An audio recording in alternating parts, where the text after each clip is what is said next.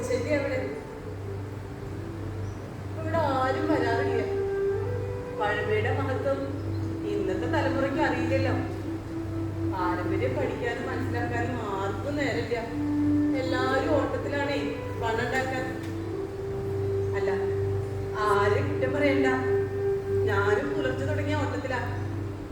വീട്ടിലെ എല്ലാ പണികളും ചെയ്യണം. വീട്ടിലെന്താ പണിയില്ലേ? സ്ത്രീകൾ നിരന്തരം നേരിടുന്ന ഒരു ചോദ്യമാണ്, വീട്ടിലെന്താ പണി? ഭക്ഷണം പാകം ചെയ്യണം, വസ്ത്രം കഴുകണം, വീടടിച്ച് വൃത്തിയാക്കണം, കെട്ടിയോനെയും കുട്ടികളെ ഒരുക്കി വിടണം, അവർക്കുള്ള ഭക്ഷണവും വെള്ളവും പാത്രത്തിലാക്കണം. എല്ലാം കഴിഞ്ഞ് ഓടിപ്പടഞ്ഞ് കൃത്യസമയത്ത് ഇവിടെ എത്തും വേണം.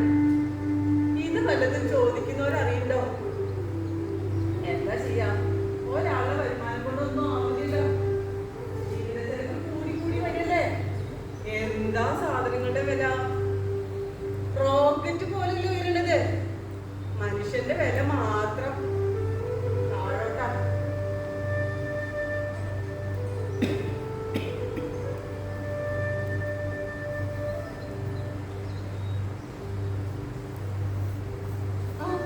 ഇത് നമ്മുടെ പഴയ കഥയിലെ കിഴവനും മകനല്ലേ? ഇയാളൊരു യോഗേ. ഇപ്പോഴും കഴുതയെ ചുമക്കന്നെ. സ്വന്തം ബുദ്ധി പണയം വെക്കുന്ന സമൂഹത്തിനുള്ള മുന്നറിയിപ്പാണ് ഈ കഥ. അല്ല, അപ്പൊ ഞാനും ഈ ഭാരം ചുമക്കുന്ന കിഴവനും തമ്മിൽ എന്താ വ്യത്യാസം?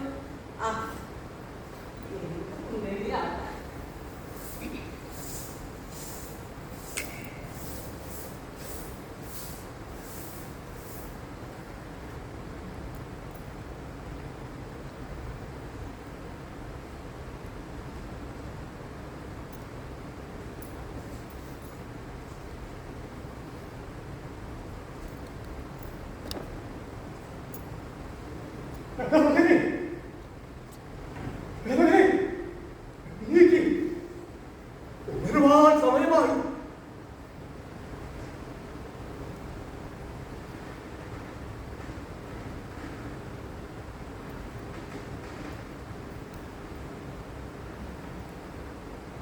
വയ്യ, എനിക്ക് കഴുതയെ ചുമക്കാൻ ഇനി വയ്യ. എന്നാ തല തെറിച്ചല്ലേ? പറയുന്നതൊന്ന് കേക്ക്.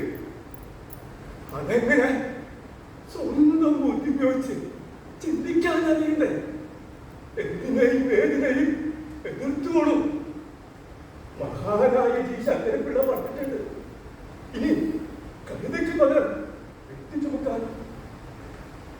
നമ്മള് പൊതുജനത്തിന് എന്നും എന്തെങ്കിലും ചുമന്നല്ലേ ശീലം. വാ, നമുക്ക് തന്നെ.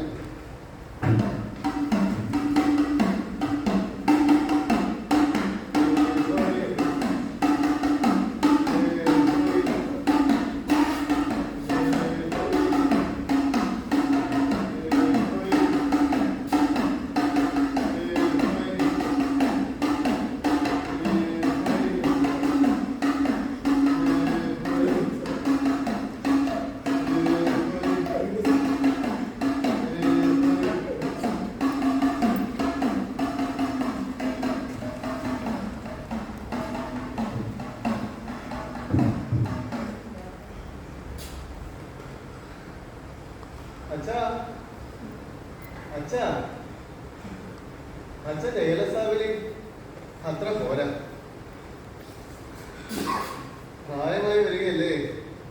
ഇനി പിന്നിൽ നിന്ന് ഞാൻ മുന്നിൽ നിന്ന് നയിക്കാം. യുവരക്തമാകുമ്പോൾ അതിനൊരു ദ്രുത താളമുണ്ടാകും. അപ്പോഴും സമയമായിട്ടില്ല. എനിക്ക് ഒന്നും കൂടി പക്വത വരാനുണ്ട്. അച്ഛാ, എന്താ മകനെ വേണ്ടത്? കണ്വാശ്രമത്തിൽ പ്രവേശിച്ച ദുഷ്യന്തൻ മഹാരാജാവിന്റെ കണ്ണുകൾ കാരണം കൂടാതെ തുടിച്ചതുപോലെ തുടങ്ങി. പഴയ നാടകശാസ്ത്രി തുടങ്ങി. എന്താണ് മകനെ നീരണം ചെയ്യുന്നത്? അധികം വാചക പഠിക്കാതെ കാര്യം അങ്ങോട്ട് പറയാൻ. അതിനു തന്നെയാണ് പോകുന്നത്. പക്ഷേ തോക്കിനൊരു കയറി എന്റെ മകൻ വലിയ അല്ല, അതാണ് എന്റെ പ്രായം. ഏത് പ്രായത്തിൽ ധരിക്കുന്നത് നേരാവണ്ണം ധരിച്ചില്ലെന്നുണ്ടാവാം. പണ്ട് ചിടുക്കനായ ഇവനെ അല്പം ഒന്ന് നടത്തിക്കൊണ്ട് പ്രായം പടുതയേറിയ ഈയുള്ളവൻ കഴുതപ്പുറത്തേറി ലേശമൊന്ന് സവാരി ചെയ്തു. അതിന് മുതലക്കണ്ണീരൊഴുക്കിയ ജനങ്ങളെ നിങ്ങൾ ഇന്നത്തെ അവന്റെ ചോദിക്കട്ടോ. അച്ഛാ, ജനങ്ങളുടെ മുന്നിൽ വെച്ച് ഇനി നാണം കെടുത്തല്ലേ? നിർത്തി. ഇനി നേരെ വിഷയത്തിലേക്ക് തന്നെ കടന്നു കാണാം. ഇനി വിഷയം എന്ന് പറയുമ്പോ എന്റെ പോലെ പഠിക്കല് വരണ്ട. കാരണം എന്റെ പ്രായം വരാം. ഇത് പഴയ നാടകത്തിന്റെ ബാധ തന്നെ. കേരളത്തിന് കൊച്ചു വർത്താനം പറയുന്നത് കേട്ടില്ലേ?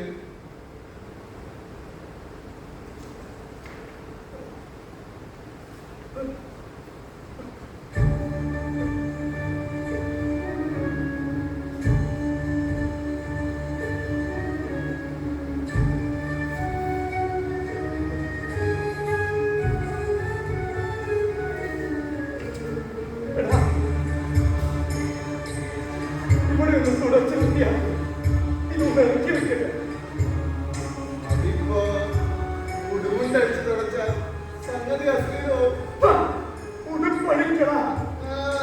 കുറച്ച് ചേരുണ്ട്. തന്നെത്താനൊന്നും തുന്നി തീർക്കില്ല. ഇതേ സാധനം ഫോറിന. ഞാന് ചാമ്പോ പഴതുണി പോലെ കിട്ടുമോ നോക്കണേ. ആ കിട്ടിപ്പോയി. അയ്യോ അച്ഛാ, എന്താ ഒരു പ്രേതം.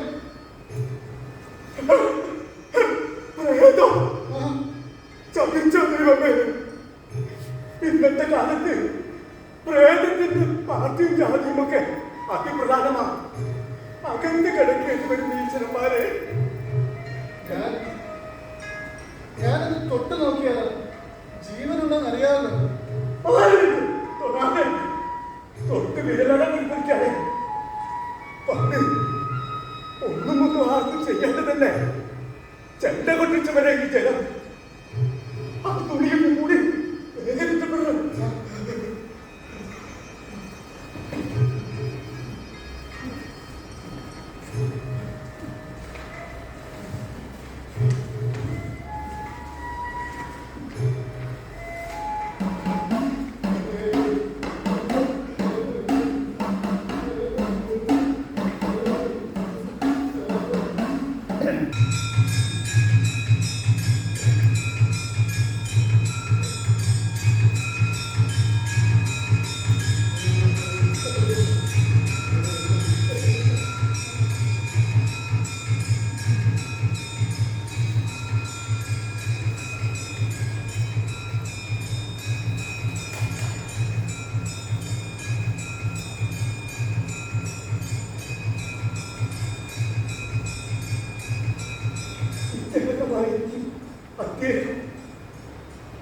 അല്ല, അദ്ദേഹമായിരിക്കും ഇദ്ദേഹം.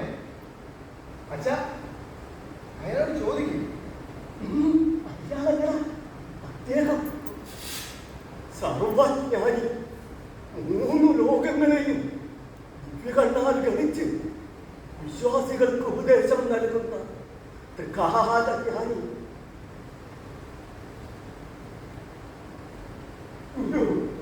ഞാൻ വന്നത് അറിയാം. നിങ്ങൾ വന്നുവല്ലേ? എന്നെ തേടി നിങ്ങൾ വരുമെന്ന് എനിക്കറിയാമല്ലോ. എന്താ നീയത്? ഞാൻ കാത്തിരിക്കുകയായിരുന്നു. പെട്ടി തോൽക്കണം അല്ലേ? സന്തോഷം. എല്ലായിടത്തും കൊണ്ടു നടന്നു. കഴിഞ്ഞില്ല അല്ലേ? അപ്പോൾ പ്രശ്നം സങ്കീർണമാണ്. അറിയില്ല.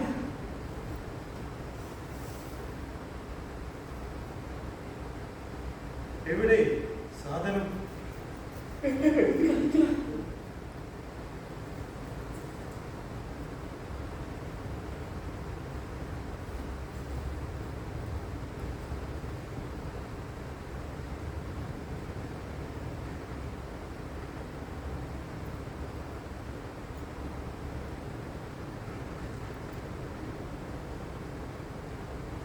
എല്ലാവരും നോക്കി.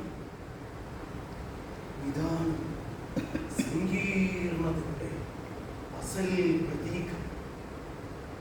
അടഞ്ഞ പെട്ടി. അടഞ്ഞ പെട്ടി എന്നാൽ അടഞ്ഞ കഥക് പോലെയാണ്. അപ്പുറത്ത് എന്താണെന്ന്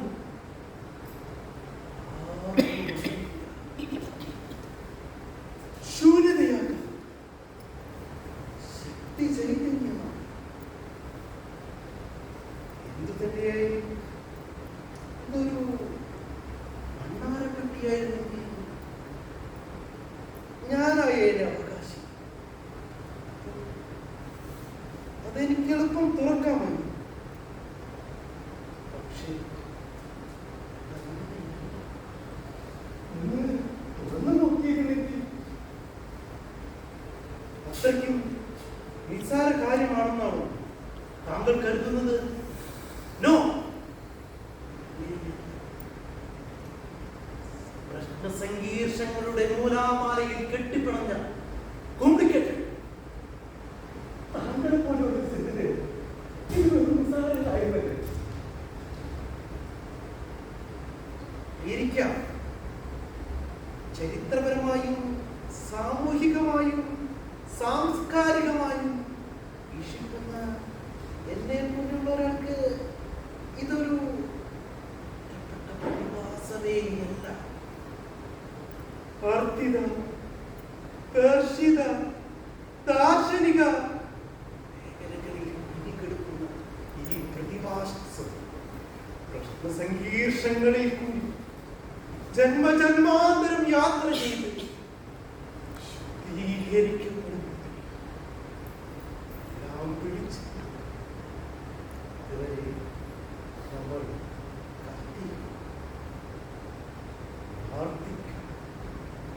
അങ്ങനെ പറയുന്നത് ഒന്നും ദഹിക്കുന്നില്ല. താങ്കൾ പഴഞ്ചൻ. ഈ പറഞ്ഞതല്ല പുതുതലമുറയ്ക്ക് മകനെ മനസ്സിലാകും. അല്ലേ മകനെ? അതെ അതെ, അവിടുന്ന് പറഞ്ഞത് 100% ശരിയാണ്. എന്തോ ഒരു കുറഞ്ഞ പ്രശ്നം ഇതിനകത്ത് ഒളിപ്പിച്ചിരിക്കുന്നു. അതുകൊണ്ടാണ് തുറക്കുന്നവരെ കണ്ടെത്തുക എന്ന് പറയുന്നതിന്റെ സാരം. സൂത്രത്താക്കോലോ മന്ത്രോച്ചാരണമോ നാമജപങ്ങളോ പ്രാർത്ഥനയും എന്തുമാകാം. സർവേശ്വരൻ എല്ലാം വെളിപ്പെടുത്തി തരും.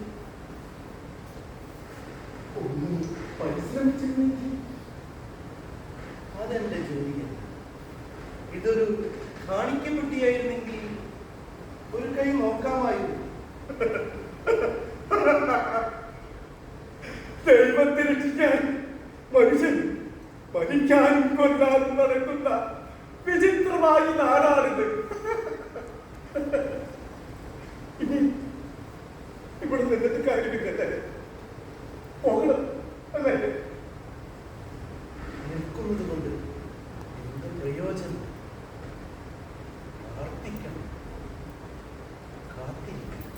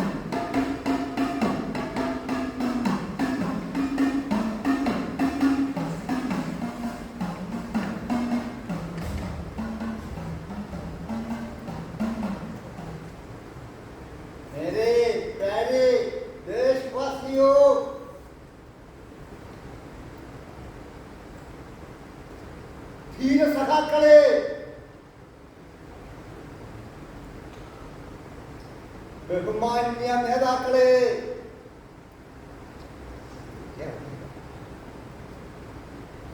മാന്യ മഹാജനങ്ങളെ, ജനാധിപത്യ വിശ്വാസികളെ,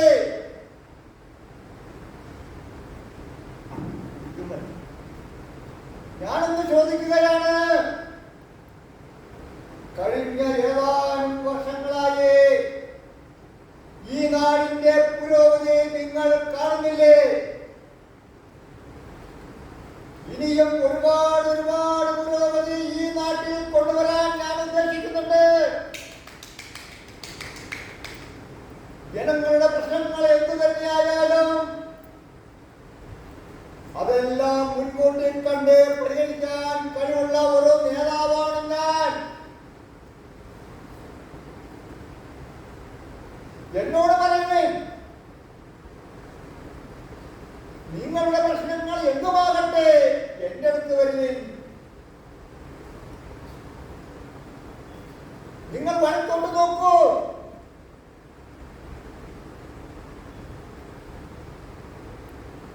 നിങ്ങൾ ഇടത്തോട്ട് നോക്കൂ.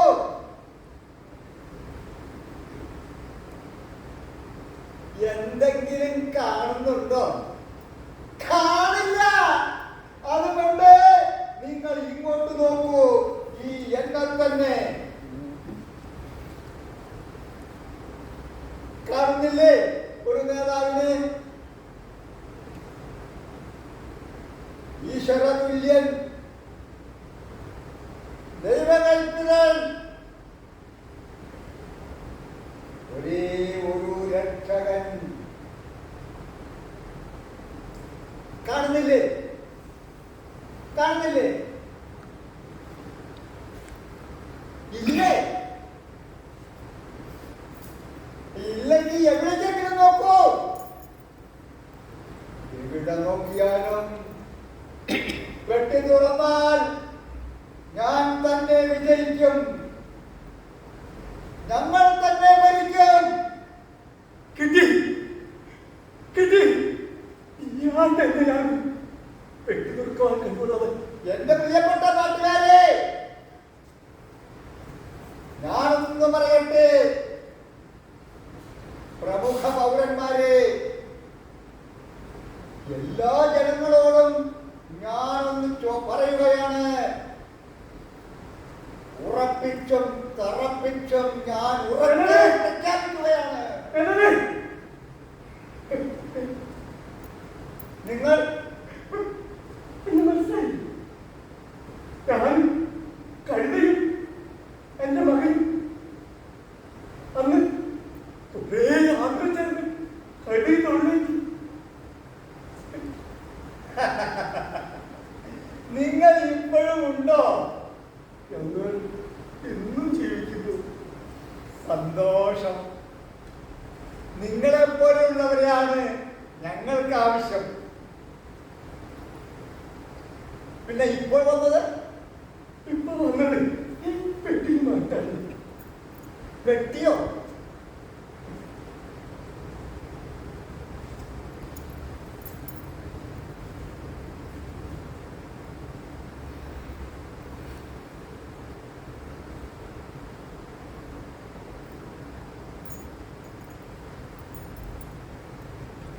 അകത്ത് എന്തെങ്കിലും സത്യം, ശിവം, സുന്ദരം, അതുമല്ലെങ്കിൽ പണം, ബാലൻസ് പേപ്പറ് അറിയില്ല. ഈ പെട്ടി ഒന്ന് തുറക്കാൻ സഹായിക്കണം. തുറക്കാനോ? ഇത് എവിടെ നിന്ന് കിട്ടി? ഇത് അടിയന് തന്നത് ഒരു അവധൂതനാണ്.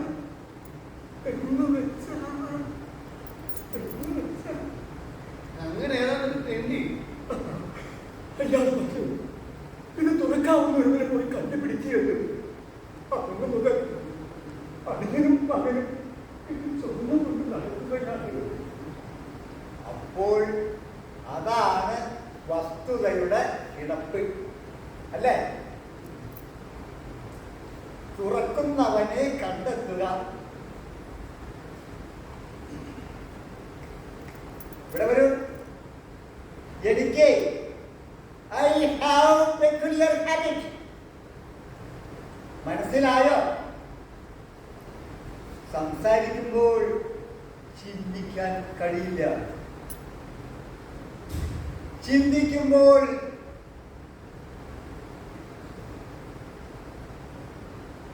one thing at a time. മനസ്സിലായോ? അത് ഞങ്ങളുടെ ഒരു പ്രശ്നമാണ്. കാര്യങ്ങൾ കുഴപ്പത്തിലാകുമല്ലോ. ഒന്നെനിക്ക് തീർച്ചയുണ്ട്, എന്തോ സങ്കീർണമായ സംശിഷ്ടമായ ഒന്ന് ഇതിൽ ഒളിപ്പിച്ചിരിക്കുന്നു. ഒന്ന് പരിശ്രമിച്ചില്ലെങ്കിൽ അയ്യോ, സമയമില്ല. പിന്നെ ഒരു കാര്യം ചെയ്യും.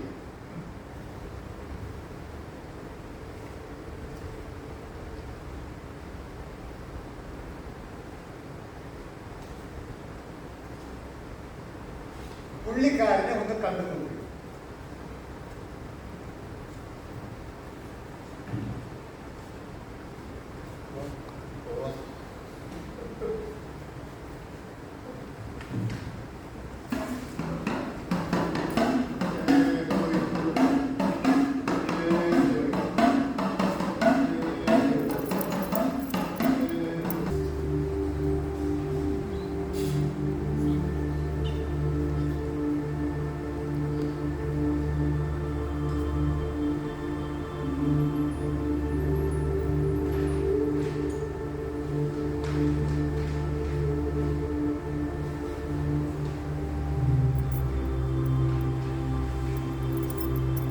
വരുന്നുണ്ട്.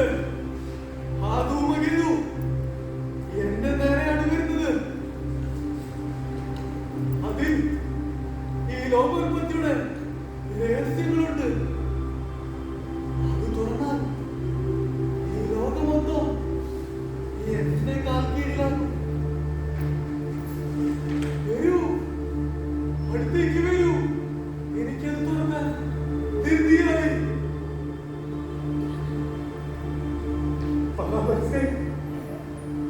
ഇനി പെട്ടി ഒന്ന് തുറക്കാൻ സഹായിക്കണം. കൊണ്ടുവരൂ. ആട്ടെ, അറിയൂ. ആ യോഗ്യനായ ഒരാളെ കണ്ടെത്തി.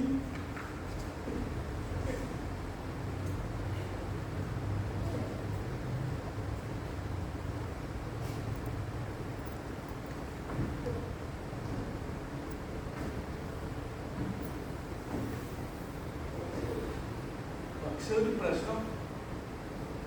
വീണ്ടും ഒന്നൊരു പ്രശ്നം. കാലിൽ കുഴഞ്ഞു. ഇത്രയ്ക്ക് താഴോട്ട് കുനിയാൻ പരസഹായം കൂടാതെ കഴിയില്ല. അതിന് എന്റെ മക സഹായിക്കും. സഹായിക്കുന്ന കാര്യമല്ലേ, അത് ഞാൻ ഏറ്റു.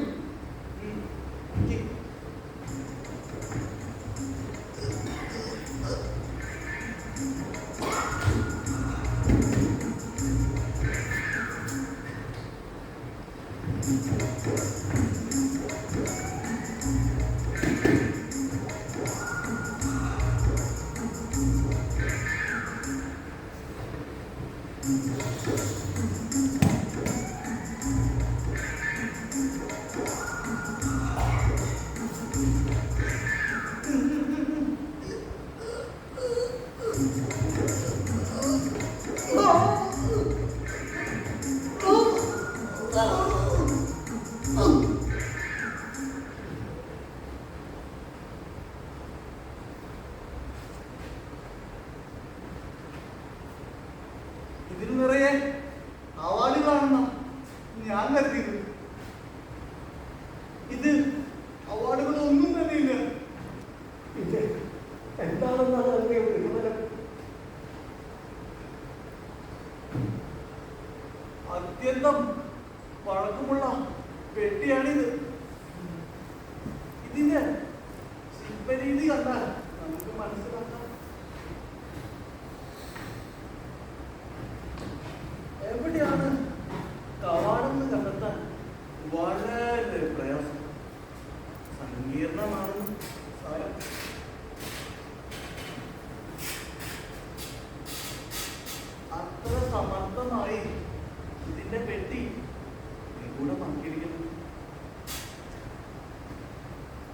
ആളുകളെ ചാക്കിട്ട് പിടിക്കുന്നതിന് പകരം പെട്ടിയിലാക്കുക പണിയാണ് നടന്നിരുന്നത്.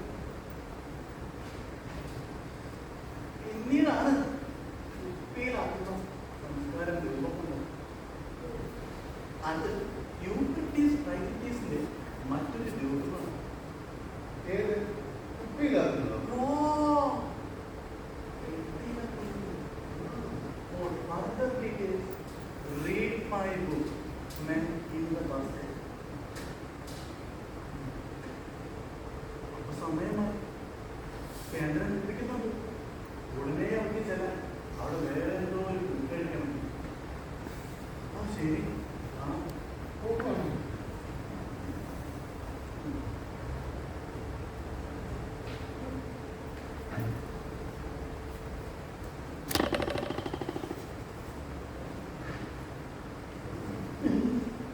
എന്താ ചുമക്ക് തന്നെ? വന്നിടത്തേക്ക്, ആ ശവത്തിന്റെ അടുത്തേക്ക്. അകത്ത് പോകാനോ? ഈ പെട്ടി ആ ശവത്തിന്റെ അടുത്ത് വെച്ചിട്ട് നമുക്ക് മുങ്ങാം. പറ്റില്ല മകന്, രണ്ടിലൊന്ന് ചുമന്നേ പറ്റൂ.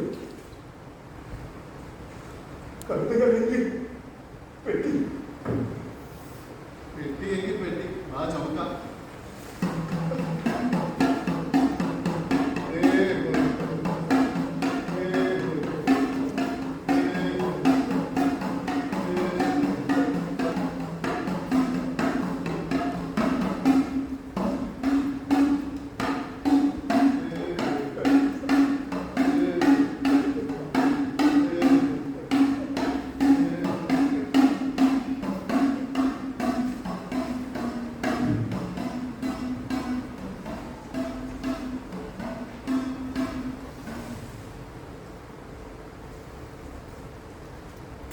എടാ, ഈ പെട്ടിയെടുത്ത് ആ ശവത്തിനരിൽ കൊണ്ടുവയ്ക്കും. എന്നിട്ട് പെട്ടിക്ക് മുകളിൽ ശ്മശാനപാലകൻ കയറി നിൽക്കുന്നതായിട്ട് സങ്കല്പിക്കുക. ആ, ഞാൻ പെട്ടിക്ക് മുകളിൽ കയറി നിൽക്കാം. എന്തേ? കഴുത എന്താ എന്റെ അച്ഛ? സങ്കല്പിച്ചാൽ മതി. സങ്കല്പിച്ചു. ആരാ നിൽക്കുന്നത്? ഉദ്യാനപാലകൻ. അല്ലടാ, സാക്ഷാൽ ഹരിചന്ദ്രനാ. രണ്ടാം ദിവസത്തെ ഹരിചന്ദ്രൻ വേലെല്ലാം കരുവാരി പൂശി കയ്യിൽ വലിയ വടി പിടിച്ച് ക്രൂരമായി നോക്കി നിൽക്കുന്നു. ചന്ദ്രമതി ഉണ്ടല്ലോ, നമ്മുടെ ചന്ദ്രമതി. ആ, എനിക്കറിയാം, ചമ്മന്തി. അല്ലടാ, ചമ്മന്തി ചട്ടി ഒന്നല്ല, മരിച്ച മകന്റെ തല പടിയിൽ വെച്ച് പൊട്ടി പൊട്ടി കരയുകയാണ്. അങ്ങനെയല്ലടാ,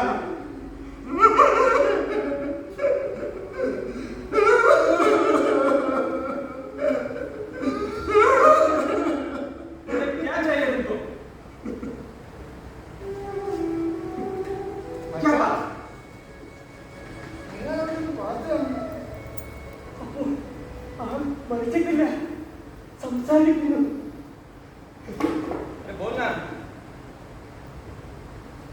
പാവം ഇംഗ്ലീഷിലാക്കാതെ തോന്നണം. ഇടപെട്ടെ, അയാൾക്ക് ഇംഗ്ലീഷിൽ കൂടി പറഞ്ഞു കൊടുക്കുക.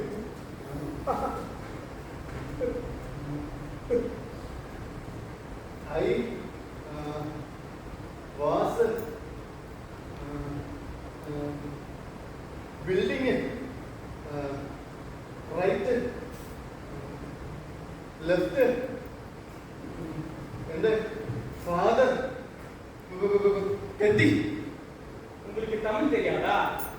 ஏன் தூக்கத்தை தொந்தரவு பண்ணு?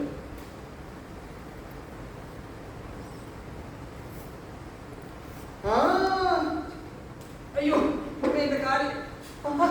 അയ്യോ, മലയാളിയാണല്ലേ? അച്ഛാ, എന്താ ഈ പെട്ടി നമ്മെ ഏൽപ്പിച്ചുവിട്ട ആളില്ലേ? ആര്? ഈ നാടകം ചതിച്ചവനാണ്. ആ ദരിദ്രവാസി തന്നെ. ദേ, അവനെ കിട്ടി. എടോ, എന്ത് ദ്രോഹമാ ഞങ്ങൾ തങ്ങളോട് ചെയ്തേ?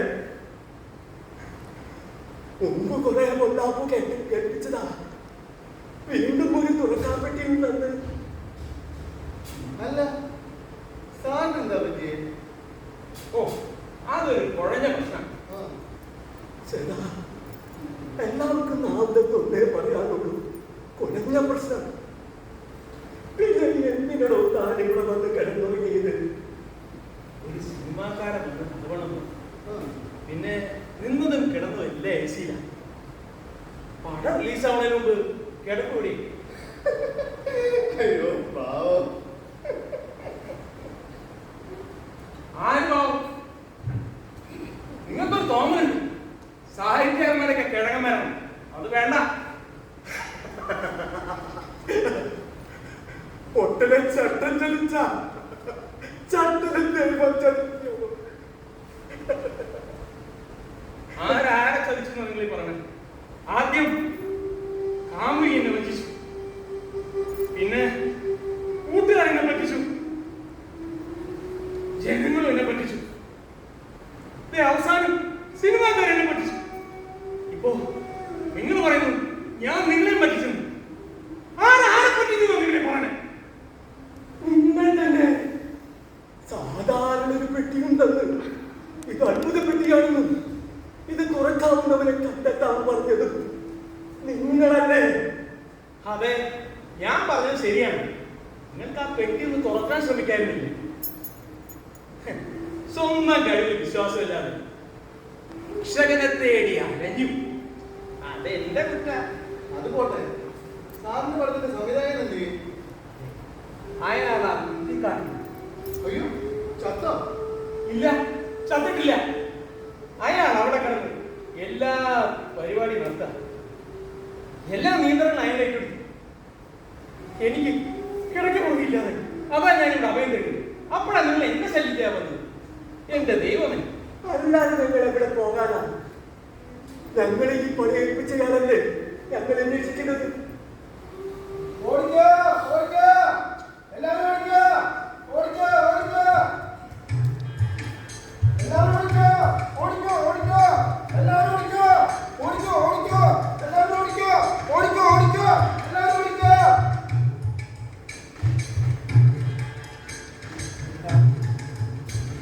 എന്താ എന്താ എന്താ?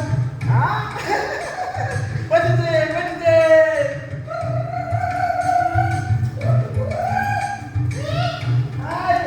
താടി, നല്ല താടി, താടിയോ? ഇത് നല്ല പെട്ടിയാണ്.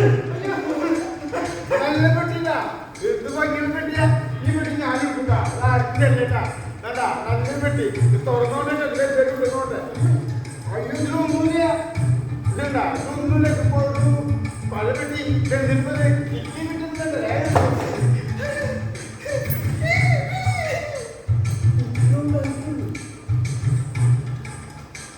ഇത്ര ഉണ്ടായിരുന്നു. സാധാരണമായിരുന്നു.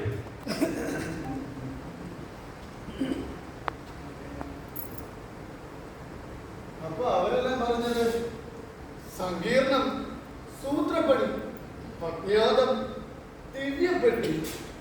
അതാണ് ഇനിയ ഇന്നത്തെ ലോകം. ഈ ബടായി കൊണ്ട് അറിവുള്ളവരാണ് ജനം വിശ്വസിച്ചു. അപ്പോ ഞങ്ങൾ കണ്ടവരായും അറിയില്ലാത്തവരല്ലോ. ലളിതമായ നിലയില്ല. എന്ത് ഷടാ, പെട്ടിയാണെങ്കിൽ ഒളിഞ്ഞും പോയി. ഇനിയിപ്പോ എന്ത് ചെയ്യും? ഒരു കയറ് കൊണ്ട് കൂട്ടിക്കെട്ടി ഒരു കുഴഞ്ഞ പ്രശ്നമായി കുറേ കാലം കൊണ്ട് നടക്കാമല്ലോ. പൊട്ടിയ പെട്ടി നമുക്ക് ഞാനില്ല. ഒന്നും ചുമക്കാതെ എങ്ങനെയാ ഇവനായാൽ കഴുതയും വേണം.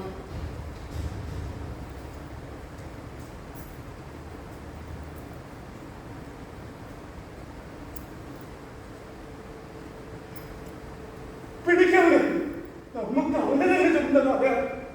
അയ്യോ, എന്നെയോ? ശരിയായ ഒരു സംഗീത പ്രശ്നം.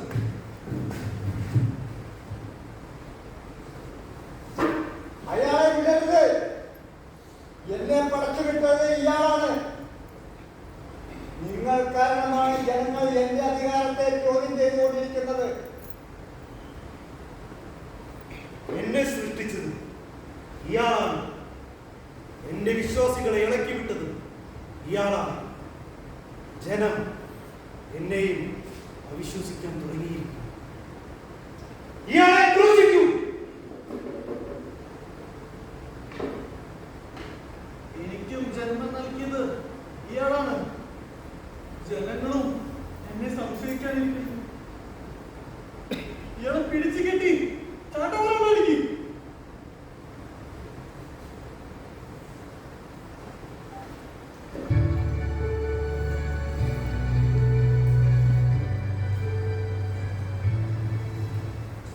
ചേച്ചി, ഈ മ്യൂസിയത്തിലുണ്ടായിരുന്ന കിഴമേ കഴുതയുടെ ശില്പവിദ്യ നമ്മളെ തന്നെ ഇതിൽ കഴുതനെ കാണാനില്ലോ. ഞാൻ ചോദിച്ചത് കിഴവനും കഴുതയും എന്ന കഥയിലെ ശില്പത്തിനെയാണ്. ഓണാർന്നില്ലേ? ഈ കഥയിലെ മഹാനായ ശങ്കരപ്പിള്ള കഴുതയെ മാറ്റി പകരം കഥാന്തത്തിൽ പ്രതിഷ്ഠിച്ചു.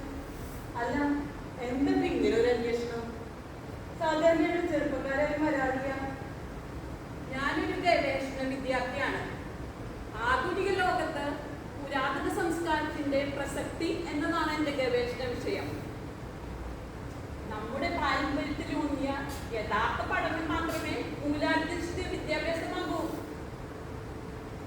നമ്മുടെ പുരാതന സംസ്കാരത്തിൽ ഉറച്ചു നിന്ന് ആധുനിക പാഠം ഉൾക്കൊണ്ട് ഒരു പുതിയ ലോകത്തിന് വഴികാട്ടിയാകാൻ ശ്രമിക്കുന്ന നിങ്ങളെ പോലുള്ള യുവജനങ്ങളിലാണ് ഈ രാജ്യത്തിന്റെ പ്രതീക്ഷ.